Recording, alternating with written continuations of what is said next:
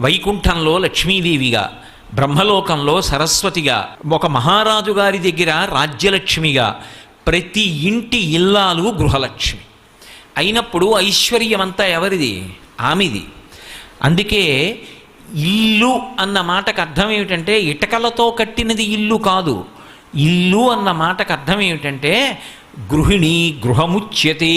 గృహము అని ఎప్పుడు పిలుస్తారంటే దాని యందు ఇల్లాలు ఉన్నంత కాలమే గృహము.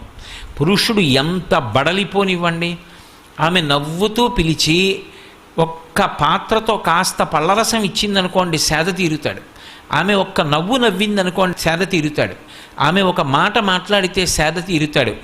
ఎంత ఐశ్వర్యం ఉండనివ్వండి, ఎన్ని కోట్లు ఉండనివ్వండి, ఆమె వెళ్ళిపోయిన తరువాత ఆ ఇంట్లోకి వెళ్ళినటువంటి పురుషుడికి ఏ మనశ్శాంతి ఉంటుంది? గృహము అంటే మేడ కాదు, భార్యయే గృహము.